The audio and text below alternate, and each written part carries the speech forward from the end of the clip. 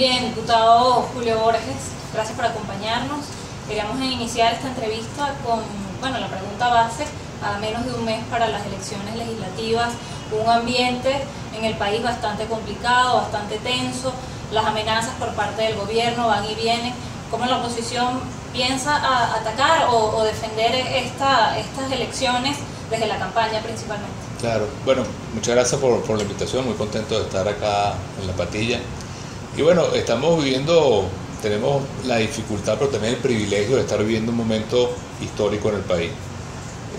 Quizás estamos viviendo la crisis más difícil desde que llegó Cristóbal Colón para Venezuela. De verdad que es una cosa que mezcla lo internacional, mezcla el crimen organizado, la corrupción, la crisis económica, la crisis política, la crisis de derechos humanos.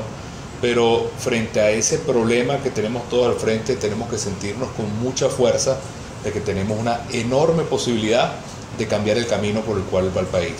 Hoy está Venezuela como atrapada en una calle ciega, pero vamos a lograr el 6 de diciembre ir a una cantidad de caminos que nos permitan tener oportunidades distintas. Eso uno lo recoge en todas partes donde uno viaja. Yo estoy viajando permanentemente por Venezuela.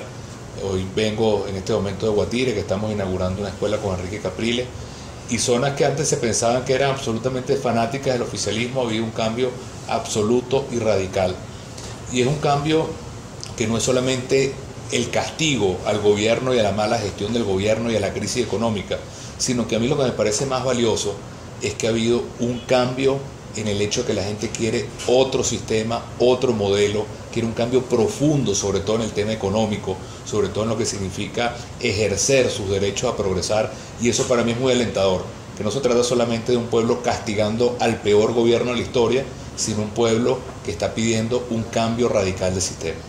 Dentro de la campaña de los candidatos del gobierno, de los candidatos del PSUV, se hace muchísima mención a lo que son sus misiones. Y también, hablan sobre cómo la oposición eliminaría todo lo que ellos han logrado, dicen haber logrado hasta ahora. ¿Qué opinión tienen los candidatos de la oposición, de la Unidad Democrática, frente a este planteamiento? ¿Seguirán con las misiones? ¿Las harán a un lado? ¿Las mejorarán? ¿Es posible mejorarlas? Claro, nosotros en el año 2012 introdujimos en la Asamblea Nacional un proyecto de ley de misiones, es decir, hace 3 años. Quien metió eso en la nevera fue el oficialismo. Ese proyecto de ley de misiones lo que busca es despartidizar las misiones, quitarle el color político a las misiones. Y en los últimos días, ayer mismo en el programa de Diosdado Cabello, hubo un ataque, como siempre, muy feroz a la oposición, especialmente a mi persona, por una propuesta que hemos hecho, que es darle el título de propiedad a los beneficiarios de la misión vivienda. ¿Qué pasa ahora? Quienes tienen acceso a esas viviendas no son dueños de la vivienda, sino que son personas que son unos pisatarios, viven allí a merced de que los puedan quitar su casa por razones políticas. Entonces eso lo que busca al final es esclavizar a nuestro pueblo. Nosotros estamos proponiendo darle el título de propiedad no solamente a los beneficiarios de la misión vivienda, sino a todas las familias venezolanas que viven en nuestros barrios. No es una fantasía, lo hemos hecho en Sucre, lo hicimos con Enrique Capriles cuando era alcalde de Baruta, lo estamos haciendo en Chacao con Ramón Muchacho, con Gustavo Marcano en Lechería. Es decir, es algo que ya hemos hecho y que eso significa potenciar, darle patrimonio, darle la capitalización que una familia necesita para que los hijos puedan tener una herencia, para que el papá pueda pedir un préstamo, para que la puedas vender o comprar como te dé la gana. De manera que es darle potencia, poder y derechos a la gente. ¿Le darían continuidad entonces a la misión vivienda? Bueno, lo que hay que lograr es una misión vivienda distinta. A mí no me gusta el esquema según el cual el gobierno construye y te da la casa que el gobierno quiere. Eso a mí no me gusta.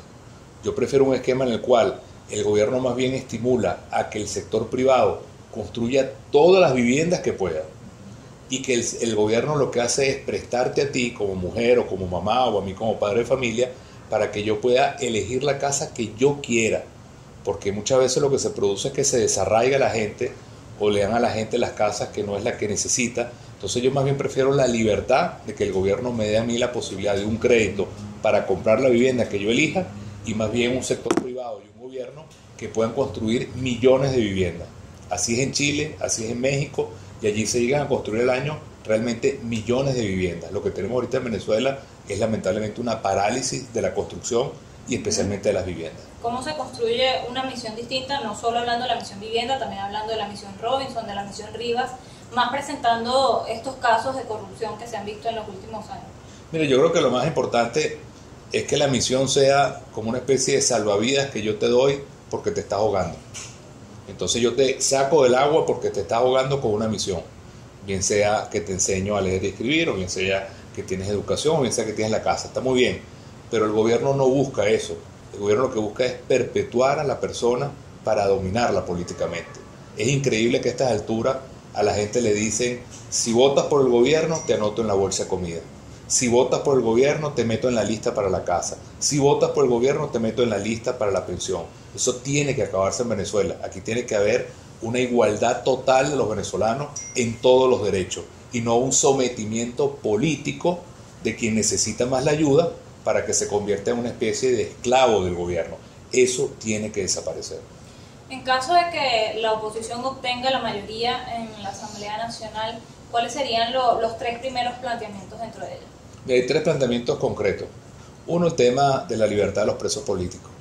Que nosotros podamos inmediatamente tener una ley de amnistía, de reconciliación, una ley de perdón político, el nombre que le queramos poner que simbolice un gesto de un país que se va a unir y que va a defender los derechos humanos.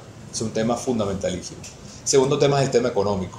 Nosotros tenemos que presentarle al país un verdadero plan de reforma a la economía que de alguna manera resucite una economía que hoy por hoy el gobierno la ha lamentablemente matado.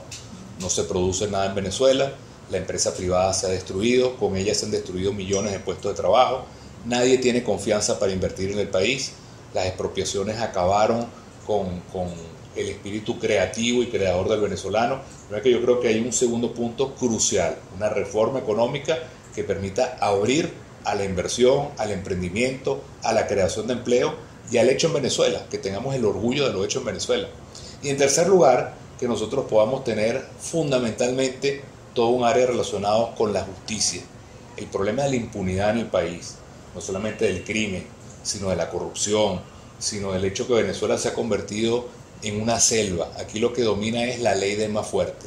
El pez grande se come el chiquito porque le da la gana, porque tiene billete, porque tiene poder político, y entonces tú tienes un país sometido simplemente por una sociedad de pranes.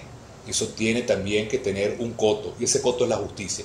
Cuando nosotros logremos, y lo digo como alguien que su bandera es primero la justicia, cuando nosotros logremos que en Venezuela quien reine sea la justicia, que todos seamos iguales frente a la ley, que seamos verdaderamente iguales en derecho, ese día Venezuela va a pegar un brinco total al futuro, al desarrollo, a la dignidad, y eso es para nosotros la tercera búsqueda más importante. Ante las amenazas de esa misma violencia de la que hemos hablado, ante la amenaza de los colectivos a favor de la revolución, amenazas para el día de las elecciones, ¿cuál es el mensaje que se le da al elector, a los defensores del voto? Mira, la confianza y la fuerza que somos mayoría. Cuando un gobierno utiliza la violencia como forma de tratar de gobernar, es el gobierno más débil del mundo.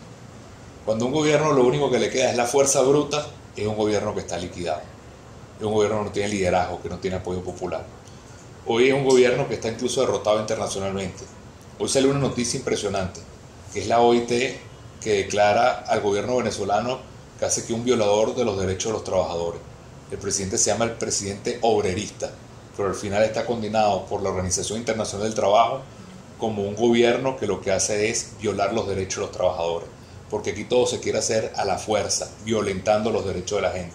De manera que yo estoy seguro que nuestro país, nuestro pueblo está convencido que es el momento de resistir, es el momento de sobrepasar lo que significa las amenazas, el miedo, y creo que el gobierno se equivoca cuando de alguna manera pincha a nuestro pueblo. La reacción puede ser más bien muy dura. Nuestro país está al límite y más bien yo le recomiendo al gobierno que no juegue con la paciencia del pueblo.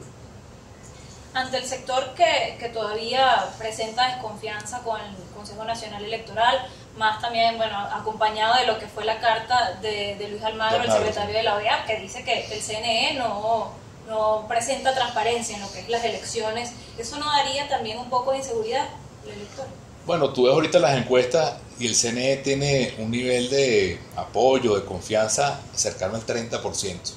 Imagínate eso, que el árbitro del juego, el 70% del público no confía en él.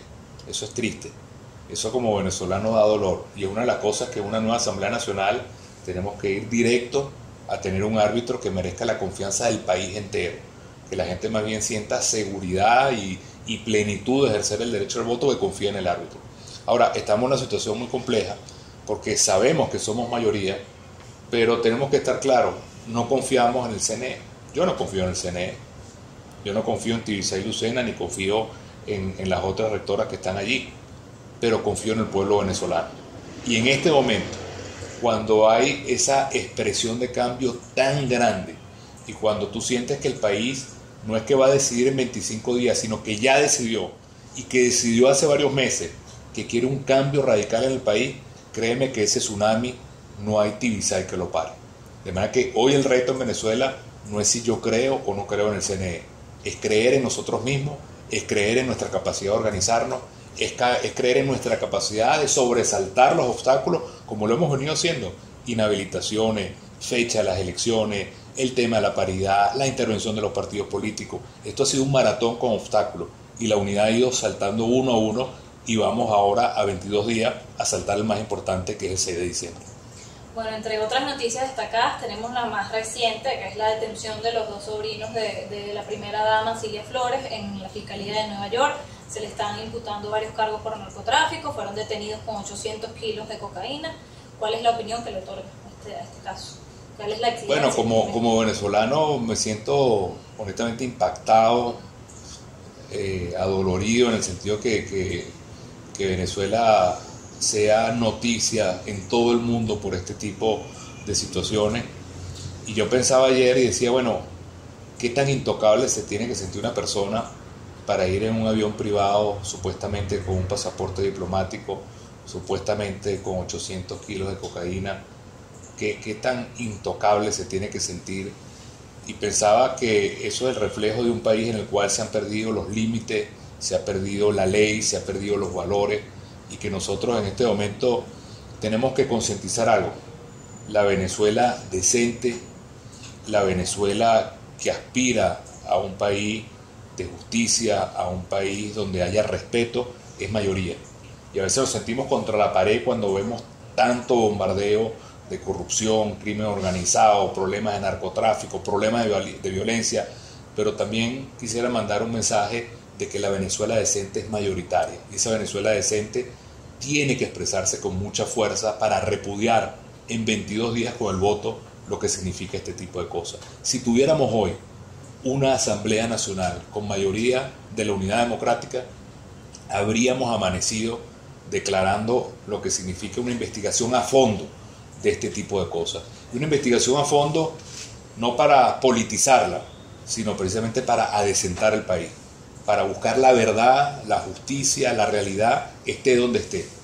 Y ese contrapeso es el más sano y es el que tenemos que lograr con una Asamblea Nacional que no solamente legisle, sino que controle, que sea un guachimán de la decencia, del cumplimiento de la ley, de la calidad de la vida de la gente, y que episodios como este, ojalá que más nunca vuelvan a pasar, pero que tengan una investigación confiable y que el país sepa que tiene una institución en la cual se va a conocer toda la verdad y el país puede tener la confianza de que al final quien va a reinar es la ley y la justicia. Esa no es la Venezuela que tenemos hoy, pero es la Venezuela que tenemos que la mayoría decente luchar para tener.